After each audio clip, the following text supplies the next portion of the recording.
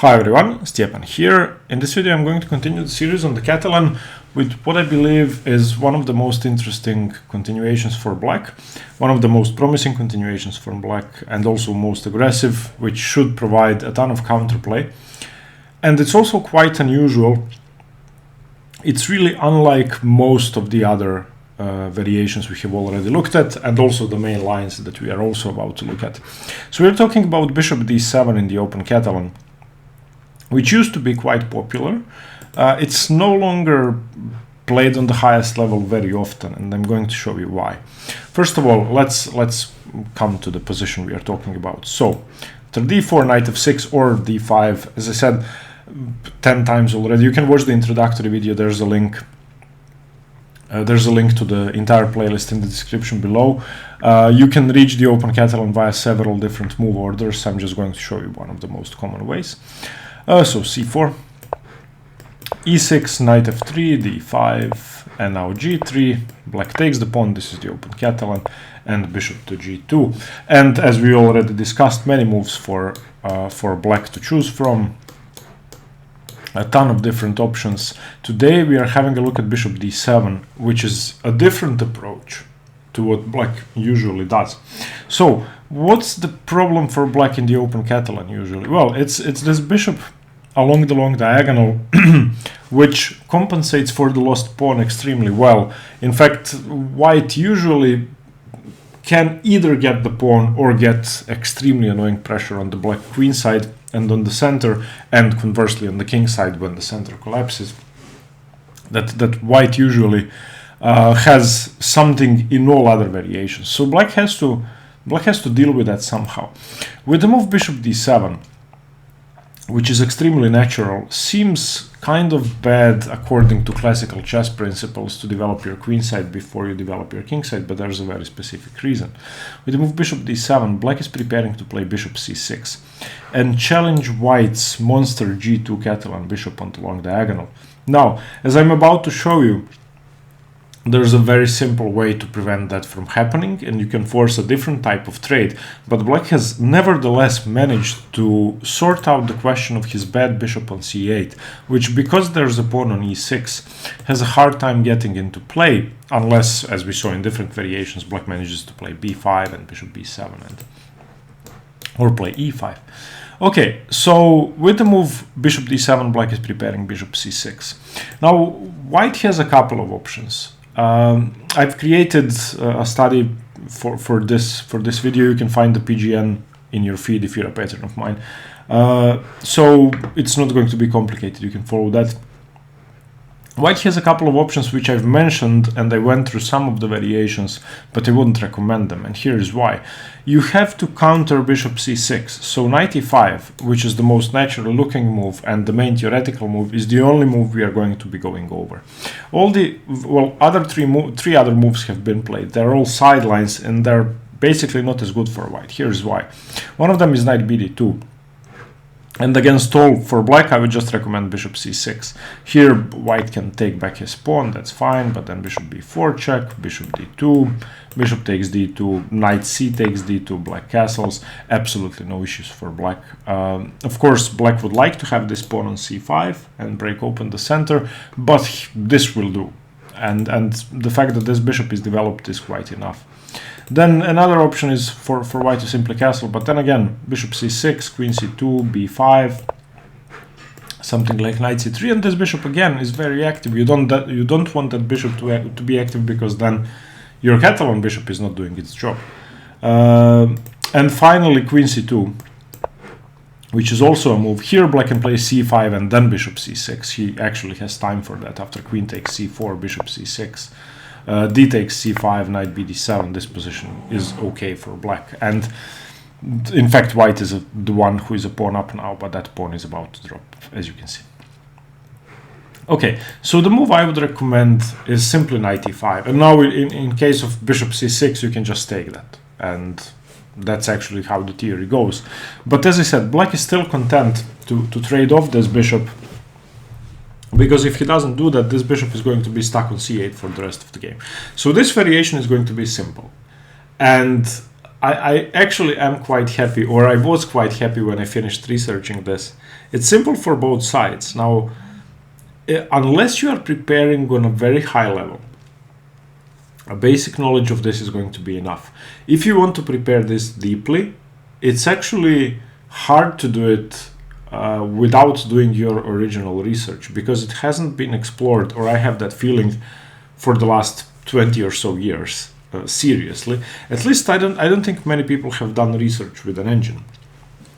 So there aren't that many games, and the engine gives white the advantage in most lines that are considered theory today, but I'm sure there are opportunities for black to complicate things. So if I was preparing against the Catalan seriously, then I would explore some options here. No, that's just a tip. If you want more in-depth info on this, you can find it in actually the first chapter of Avruk's Grandmaster Repertoire 1d4. Now I've been through that chapter.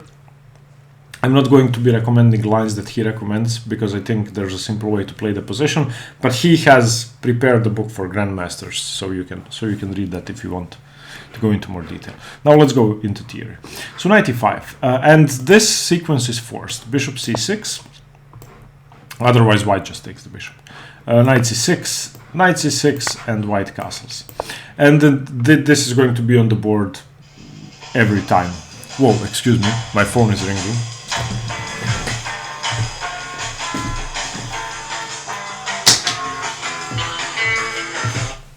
Sorry about that. I'll just turn down the volume. Excuse me. Okay, sorry. Okay. Wait, I have to regain, get my thoughts back. Okay. So after knight takes c6, there are two more options instead of castling. White can play e3, which transposes to castling. I'm going to show you how. Or white can play a deviation from the main line, which is queen a4, which I wouldn't recommend. Now let's just have a brief look at that. White shouldn't be afraid of that extra pawn still being on the board for black. So after queen to d7, queen takes c4, white regains his pawn. Black can actually play knight takes d4, and after bishop to b7, rook to b8, bishop to g2, white should hold a slight edge. But after bishop b4, knight d2, black castles. These pawns are not doubled. Black has, as you can see, a lot of piece activity, and he's actually ahead in development. You don't want that in a Catalan. It's going to be really awkward to develop these pieces. That being said, white is not worse, and this position is playable. But I'm going to be recommending just castling. And in this position, since we are looking at this from white's perspective, I cannot do the same thing for black's options. I cannot just say, well, black can play this, but we're not going to look at it. So we're going to briefly look at one unsound continuation and three okay continuations, but extremely rare. The main move, I should say, is queen d7, and here's the simple idea. You can either play rook d8, put pressure along the d file, or what's more common and more aggressive, you can castle queenside. And as you can see, black has sorted out all of his development issues, and he can start an attack on the king side quickly. So that's the main line. The three moves I would like to look at are knight takes d4, knight d5, and bishop e7. Knight takes d4 is simply bad, and here's why. After knight takes d4, bishop b7, rook b8, bishop g2, we have a similar position to what we had previously. However, the white king is already on g1, so there's no bishop b4, and also these pawns are doubled. So a huge difference in the position. So knight takes d4 is not good. Knight to d5 is rare, and yes, e4 does work. Usually when knight d5 is played, e4 should be played. And now knight b6. Bishop to e3, bishop to b4, and knight c3, and black castles. Okay, so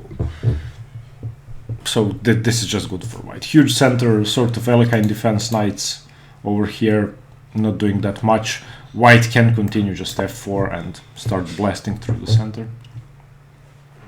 And finally, bishop e7, which can be responded to with either e3 or queen a4. Now, in his book, Avruk recommends the move queen a4 and explains the variations and everything. I like the move e3. I think it's simpler to play, and again, you're not going for the pawn, and now you simply go knight d2, where b5 defending c4 is impossible because of bishop c6. So you're going to get the pawn with the knight. I just prefer developing and controlling squares. But No issues for white in these variations. Black has absolutely nothing remotely close to equality, which is why you shouldn't really be afraid of these three deviations. As I said, queen d7 is the main threat. Now let's have a look at queen d7. Okay, as white we play e3 in this position, and black has 4 moves which are possible here. The main move is castles queenside. I should mention that the move knight d5 transposes to that, so we are not going to be looking at that separately. It's a very simple transposition, as you're going to see. Other than castles queenside, black can play rook d8 or he can play rook b8. The idea behind rook b8 is that you want to play b5, so play b5. Okay, let's look at rook b8 first, which may seem like a refutation of this entire idea for white of simply playing e3.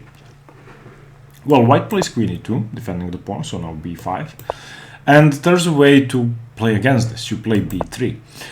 And even though after cb3, ab3, black is now permanently a pawn up, black has 7 pawns and none of them are really weak.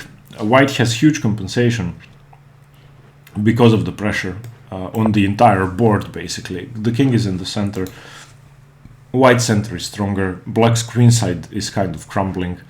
And after you play something like bishop b2, there are ideas of e4, e5, and basically after a6, while black is consolidating his queenside and playing bishop e7, you already start attacking with e4. Now, if you want to be a pawn up and give white this kind of initiative with these 2 monsters and these 2 rooks and this queen being able to come into the position, basically this knight being the only bad piece, I wouldn't want to play that. So rook b8, I'll actually give you the scores. After rook b8, white wins 27% of the time, 57% of the games are draws, black wins 16% of the time. So black actually doesn't score that badly.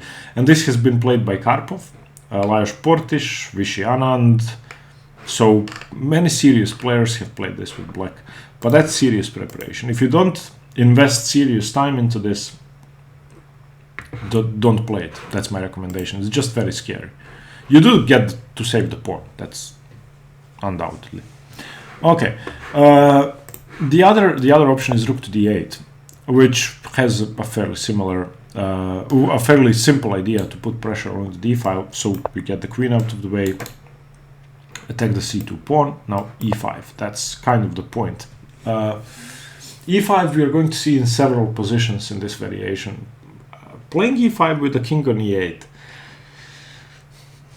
I'm not a big fan of that. If you want to do it, if you want to play this variation, then fine. But okay, I mean, it's not bad for black. The same as rook b8, but it's risky. Let's see why. Queen c4, ed4, and now queen b5. Attacks b7, pins the knight to the queen. Attack puts more pressure on the knight. Okay, and rook b8, saving the pawn. Of course, if b6, then bishop takes c6. And now rook to d1. And look at these. Okay, black chases the queen away, the queen goes back to c4, the bishop finally develops to d6, and we now have e takes d4. Now if one more move is given to white, then rook e1 could be annoying, so black finally castles.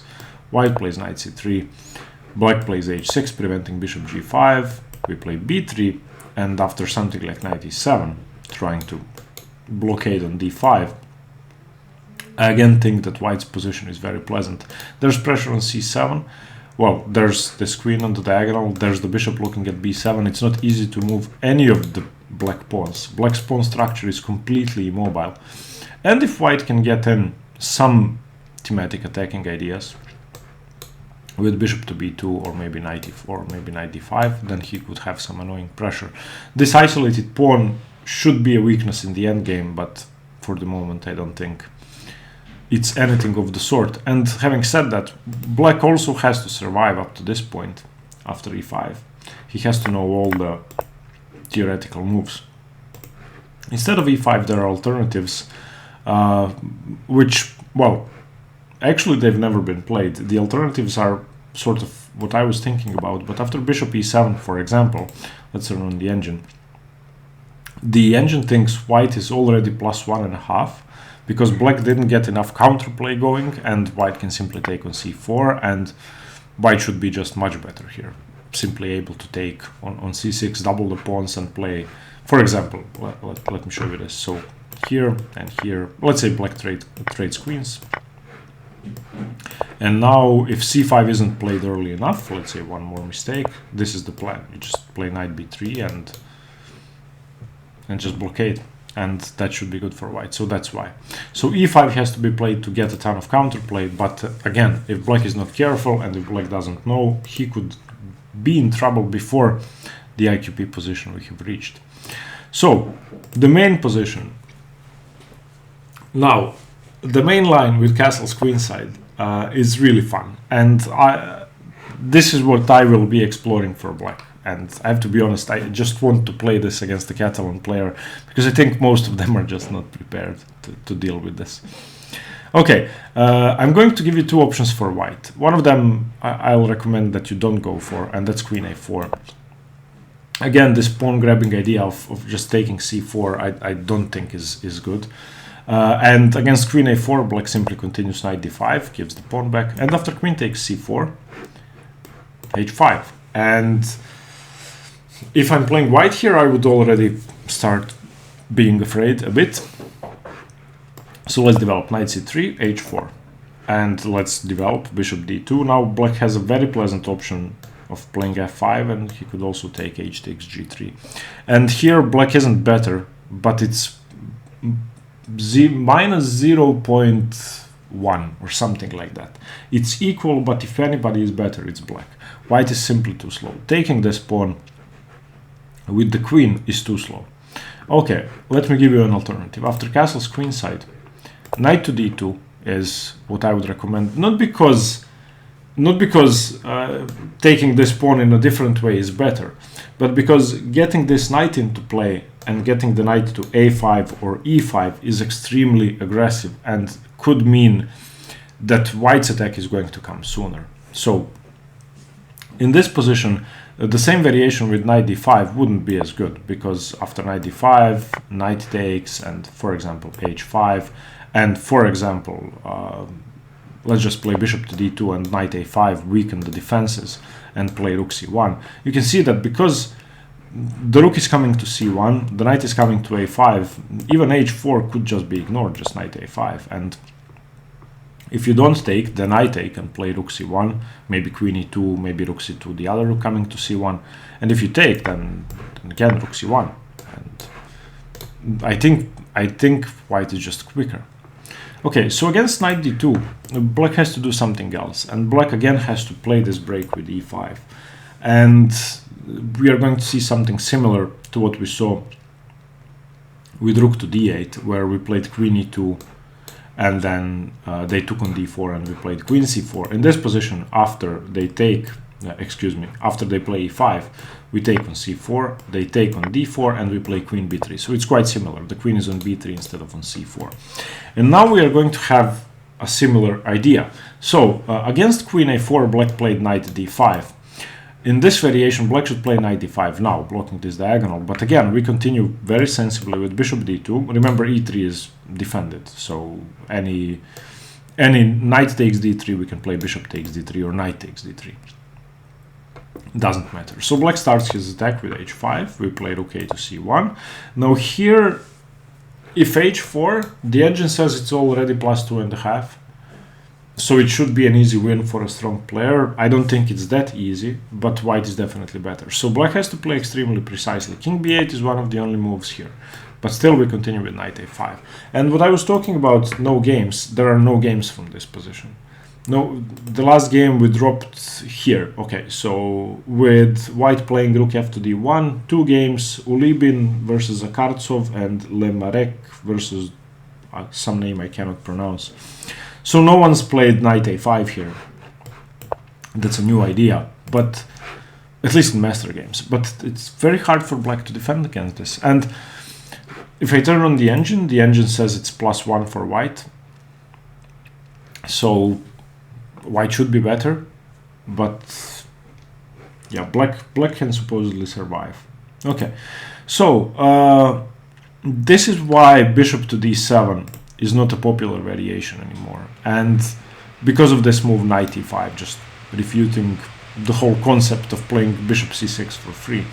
So if I'm black, I will play castle's queenside, even though I know that white can be +1 if he knows the next 10 moves, because I have great counterplay. If I'm playing somebody who's been playing the Catalan for 10 years, well, then I may play rook d8 and just try to play it safely.